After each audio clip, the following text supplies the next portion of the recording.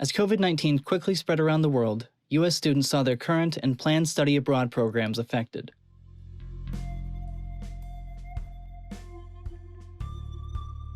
According to the Dallas Morning News, universities in North Texas canceled international study programs at the beginning of March and asked students who were studying abroad to return home. Marilyn Velasquez, a senior at the University of North Texas and a former Brookhaven college student, was one of 20 people selected to go to Japan this summer with UNT's Mayborn School of Journalism. But on March 3rd, Velasquez received an email from Catherine Conrad, a program coordinator at UNT, that said the trip would be canceled due to the COVID-19 outbreak. Velasquez said she was offered other opportunities to study abroad, but declined them all. However, some U.S. students were already overseas when the coronavirus broke out.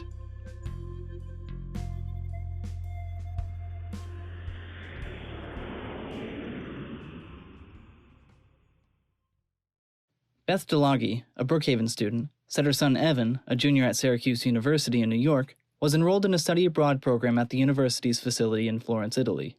He has been looking forward to his semester abroad for a very long time now. They sent 350 students, about 240 SU students, and then about 110 non-SU but partner school programs to tag along with. He had been in Italy for a month when on February 25th, he was told the facility would close due to the virus. There had been an outbreak of the coronavirus up in northern Italy and a few cases spreading down toward the southern cities. And so they held a meeting with all of us, and they said we're suspending the program and we advise that you get out of this country by Sunday. And they said, go wherever, we advise that you go back home, but if you're going to travel, you can travel, just be wary that this is spreading and it could affect your travel plans anywhere in the spur of a moment. And so I decided that it was best for me to just come back to Syracuse. Beth said the program's cancellation surprised her. I never, ever imagined that Syracuse would be sending these kids home. So as a mother, I was like, wait, what? What do we do? What should we do? What do we do? My first instinct was, let's get you on a flight home.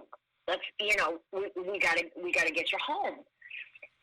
But he wanted to go back to the school, and he had paintings he was painting. He had projects he was working on. He had settled into this apartment, and he needed to gather up all his stuff. It was a shock to a lot of us that we were just pulled out of,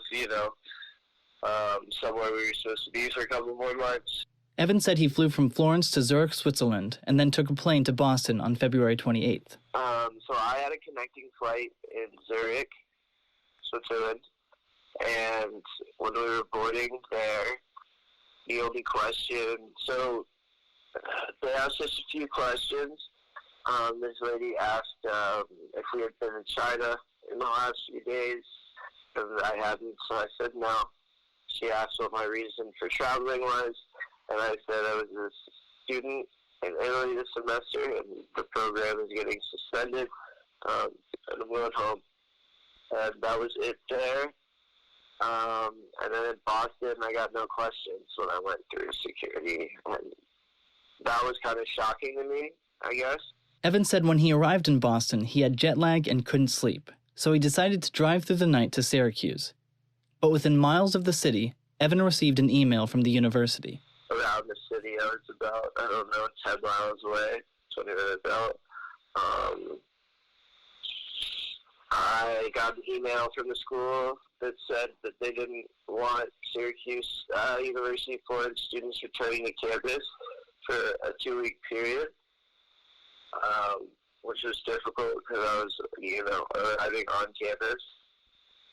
And so we got in contact, my parents helped me get in contact with the CDC, and they said that I was fine to be in Syracuse as long as I didn't go on campus or I stayed kind of in like a low profile and kept track of my health. So they have somebody in the health services, her name's Leanne. She calls me every afternoon and checks and asks me to check my temperature.